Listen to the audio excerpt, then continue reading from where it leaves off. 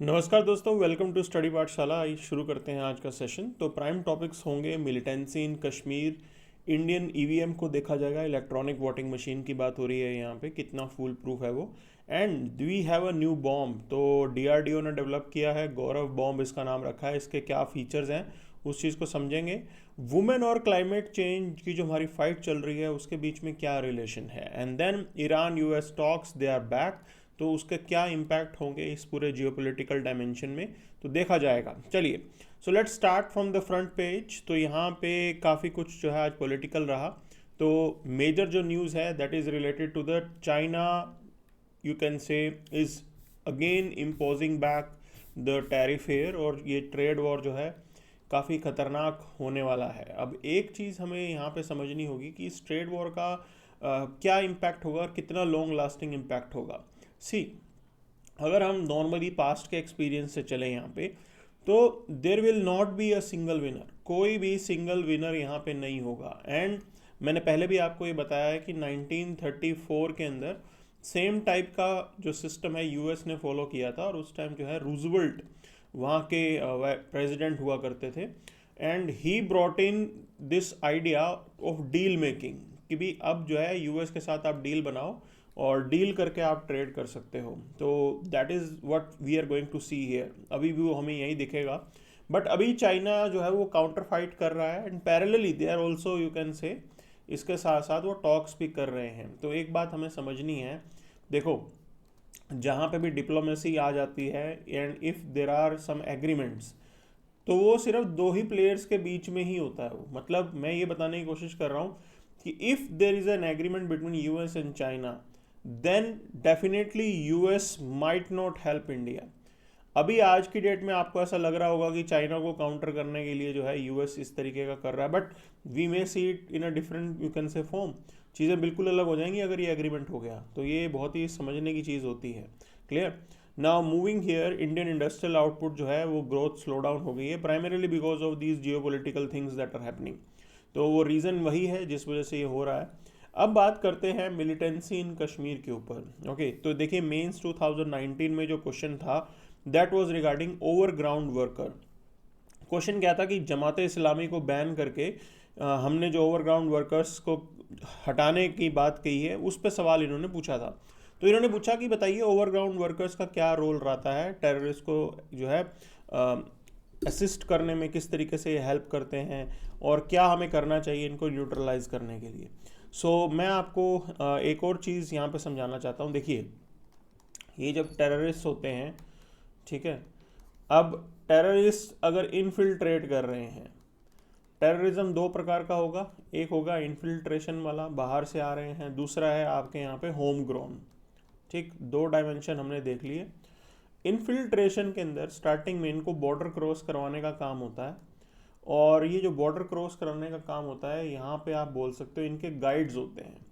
ठीक, क्या model follow किया जाता है, टेररिस्ट पहले इनके बॉर्डर एरिया के पास लॉन्च पैड बने होते हैं, ये पहले लॉन्च पैड पे पहुंचते हैं, वहाँ पे इनके गाइड्स इनको मिलते हैं, और गाइड्स इनको बॉर्डर क्रॉस करवा के सेफली यहाँ पे इनके हैंडलर के पास छोड़ देते हैं। Clear. Now that handler could be overground worker, ये ओवरग्राउंड वर्कर हो सकता है, ये गाइड भी ओवरग्राउंड वर्कर हो सकता है। Clear. And not just that, ideological support, एक तो देखिए लॉजिस्टिक्स में सीधी हेल्प कर रहे हैं, फिर हम आइडियोलॉजी की बात करते हैं कि यहाँ पे लोकल्स को रिक्रूट करना है, रेडिकलाइज करना है, क्लियर, रेडिकल एलिमेंट को बढ़ाना है, तो वो सब काम भी जो है यहाँ पे ये ओवरग्राउंड वर्कर्स करते हैं। अच्छा, कुछ केस के अंदर इनके यहाँ पे स्लीपर सेल भी होते हैं। क्लियर। स्लीपर सेल वैसे तो बिल्कुल पैसिव रहेंगे, लेकिन वायलेंस करने के लिए कुछ समय के बाद ये एक्टिव हो जाएंगे।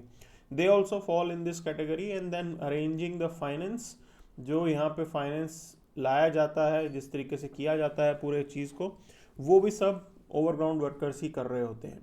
तो ये इनका एक मेजर रोल है यहाँ पे। Now the point is this, देखिए, first difficulty is in identifying them.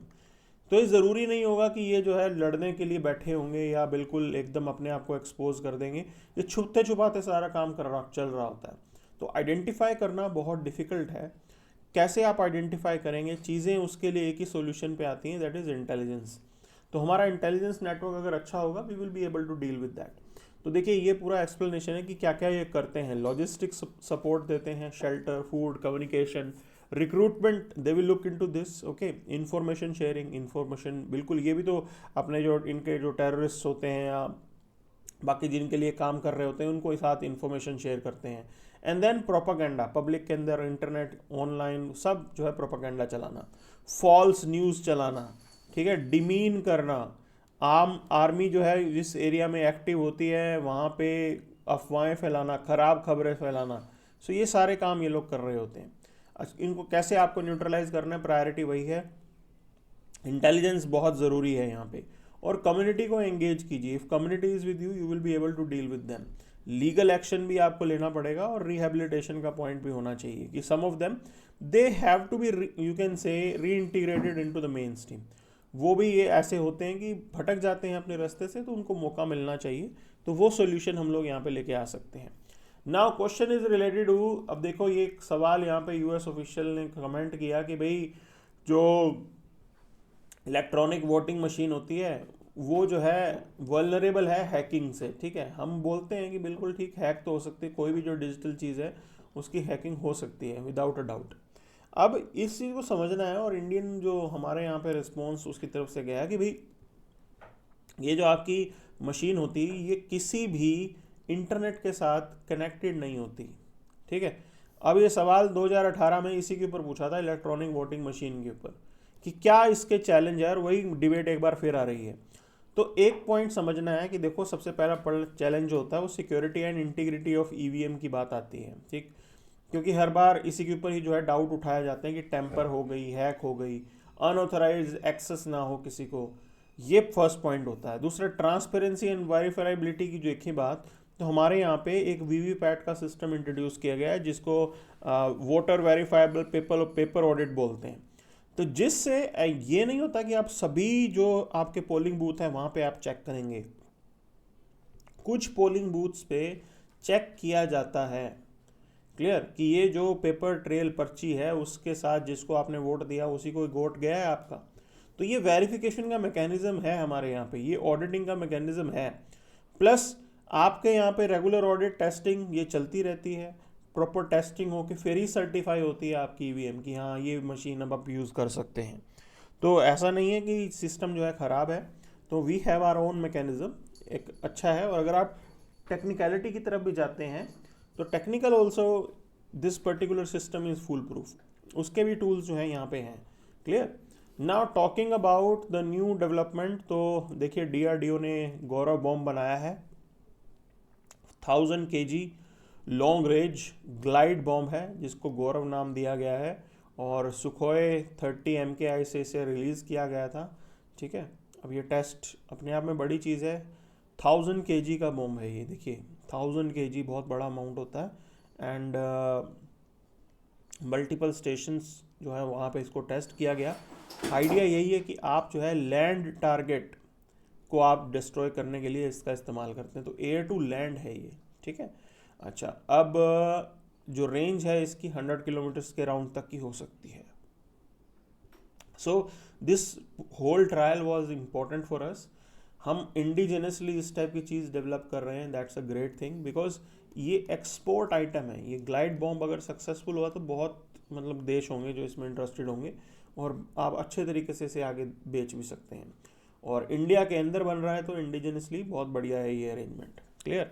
So women and climate change की बात करें तो देखिए वुमेन इंपॉर्टेंट एंटिटी होती है, क्लाइमेट चेंज के साथ लिंक्ड अप है। देखो मैं ऐसी चीज़ बताता हूँ आपको कि सपोज करेंगे आप इंडोर पोल्यूशन है, ठीक है, आपके यहाँ पे जो खाने के अंदर खाना बन रहा है वो आप लकड़ियाँ जला के कर रहे हो और उससे इंडोर पोल्यूशन हो रहा है। अब उस इंडोर पोल्यूशन का विक्टिम कौन है, कौन खाना बना रहा है, वो कौन वो गंदा धुआं सूंघ रहा है, that is women, clear.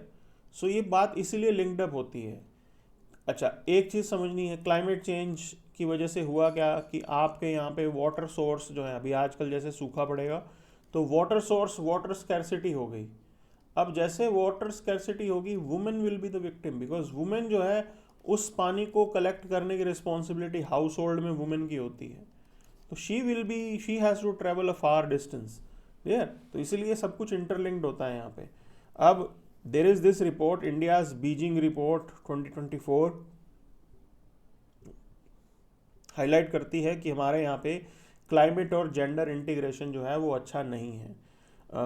Gender climate nexus कैसे है, देखिए, women have less access to resources and decision making. तो क्लाइमेट चेंज जो है वो हेल्थ इश्यूज को भी बढ़ाता है, एनीमिया और जो है इंटीमेट पार्टनर वायलेंस भी होता है इसके अंदर। ये भी पॉइंट आउट है कि आप थोड़े, अगर मौसम अच्छा ना हो ना तो फिर आप इरिटेटेड रहते हो, उस केस में डोमेस्टिक वायलेंस के केसेस जो है वो इंक्रीज होते हैं यहाँ पे। Then increased unpaid work due to resource scarcity, वो तो प्रॉब्लम है ही। तो रोल इन अडेप्टेशन की बात करें तो traditional knowledge, women preserve climate resilient seeds and apply sustainable agriculture. Okay, तो ये एक चीज़ है यहाँ पे। लीडरशिप की अगर आप बात करें तो women lead initiative in climate action and disaster response, वो हम यहाँ पे लेके आ सकते हैं। किन चीज़ों को करने की ज़रूरत है, पहली चीज़ तो आप पॉलिसी को बेटर करो, have the gender responsive climate policies. Climate budgeting लेके आओ, उसके अंदर आप जेंडर बजटिंग का जो है अरेंजमेंट लेके रख सकते हैं। And we need to have empowerment platform जहाँ पे वुमेन के साथ आप रेगुलरली इन्वॉल्वमेंट उनका मेंटेन करके रखेंगे। क्लियर। सेक्टर स्पेसिफिक फोकस भी होना चाहिए, एग्रीकल्चर के ऊपर फोकस करना है, because already feminization of agriculture is taking place. Large number में वुमेन जो है एग्रीकल्चर के साथ एसोसिएट हो रही हैं, एंड पब्लिक प्राइवेट सेक्टर जो है पार्टिसिपेशन जो है इसमें ज़रूरी है। तो ग्रीन फंड्स हो, पार्टनरशिप्स हो, इन सब के अंदर आप जो है वुमेन रोल को एक्सप्लोर करेंगे। Clear. So that is what is pointed out here. अब बात करते हैं यूएस ईरान टॉक्स की। तो उम्मीद है पॉजिटिव इम्पैक्ट अगर इसका रहा तो यूएस के सैंक्शंस जो हैं वो हटा दिए जाएंगे और ईरान ज़्यादा ऑयल फ्रीली अपना मार्केट में बेच पाएगा, जिससे ग्लोबल एनर्जी मार्केट स्टेबलाइज हो जाएगी। जो फ्लक्चुएशन आती है वो जो है नहीं रहेगी। एट प्रेजेंट भी अगर आप देखें अपने 4 साल के लोवेस्ट पे पहुंच गया है, डॉलर मतलब $60 पर बैरल ये कॉस्ट है क्रूड ऑयल की। तो ये फर्दर कम हो जाए तो that will be great for us, हम सबके लिए अच्छा है। एंड न्यूक्लियर टेंशन जो है वो रिड्यूस हो जाएंगी, बिकॉज ईरान अगर न्यूक्लियर कैपेबिलिटी लेके आता है तो then you will see Turkey और Saudi Arab also going for that, वो भी इस चीज़ की तरफ जाएंगे। फिर अगर आप इस चीज़ को देखिए कि इकोनॉमिक रिलीफ ईरान के लिए होगा, because right now Iranian economy is draining. ठीक, अभी ईरान की इकोनॉमी जो है वो ड्रेन कर रही है, तो ये जब अगर आप हटा देंगे तो ईरान को बेनिफिट होने वाला है यहाँ से। फिर that will be good thing for us, India के लिए भी अच्छा है, because we directly have Chabahar, और छाबहार का पूरा यूटिलाइजेशन आप अच्छे से कर पाएंगे। ओके। नेगेटिव इम्पैक्ट की बात करें तो वीकन द नॉन प्रोलिफरेशन, अगर ईरान रेडी नहीं हुआ तो फिर मतलब आपका आइडिया बिल्कुल वेस्ट हो गया। And then regional backlash will also be there, Israeli, Saudi Arab, they will not be ready to accept Iran, उनको वही पसंद है कि बॉम्ब गिराया जाए। फिर रीजनल सिक्योरिटी और प्रॉक्सी का भी यहाँ पे जो है मुद्दा है। सो रिड्यूस करेंगे, टेंशन को हटा देंगे, और येमेन, इराक और लेबनान जैसे एरिया के अंदर टेंशन जो है वो कम होंगी। But point is this, will Iran be ready? क्योंकि ईरान ने जो पिछली बार मुद्दा उठाया था, उन्होंने कहा था कि ये जो प्रॉक्सी वाला है ना, दैट्स अ सेपरेट डिबेट, और न्यूक्लियर की जो डिबेट है उस पर अलग बात होगी। उन्होंने कहा था कि हम ये नहीं करेंगे कि आपके साथ डील करके हमें जो हमास और बाकियों की हेल्प कर रहे हैं वो बंद कर देंगे। No, Iran is very clear about it. वो जो अपना उन्होंने एक्सिस ऑफ रेजिस्टेंस बना रखा है वो उसी पे अडिग रहेंगे, उसको वो डाइल्यूट नहीं करेंगे। ठीक है, एक्सिस ऑफ रेजिस्टेंस बोलते हैं ये प्रॉक्सी जो ईरान ने डेवलप किए हैं। तो दैट इज़ बिग आइडिया। अच्छा, ऑयल मार्केट ग्लोबल इकोनॉमी के लिए ठीक होगा, बढ़िया होगा, ऑयल प्राइसेस और कम हो जाएंगे, चीपर जो है आपका ऑयल होगा, तो that will be a gain for us. हमारे यहाँ पे इन्फ्लेशन प्रेशर जो है वो थोड़ा ईज आउट हो जाएगा। Then talking about this, Biden तो अब है नहीं यहाँ पे, तो point is this, how Trump is going to achieve it, ये सबसे बड़ा सवाल यहाँ पे लगता है। क्लियर। दूसरा है ईरान के इंटरनल पॉलिटिक्स। अगर ये डील हो जाती है तो मॉडरेट्स विल बी गेनिंग, लेकिन अगर डील नहीं होती है तो हार्डलाइनर्स जो हैं ईरान के अंदर, जो इस्लामिस्ट रेडिकल्स हैं, उनके लिए गेन हो जाएगी। तो ये अभी देखना होगा किसके लिए कैसा रिस्पॉन्स आता है। तो ये ओवरऑल इस एरिया को इम्पैक्ट कर रहा है, and we have to wait कि how things will turn up here, चीज़ें किस दिशा में जाती हैं। Okay, so this was the broad picture for today's session. Thank you very much.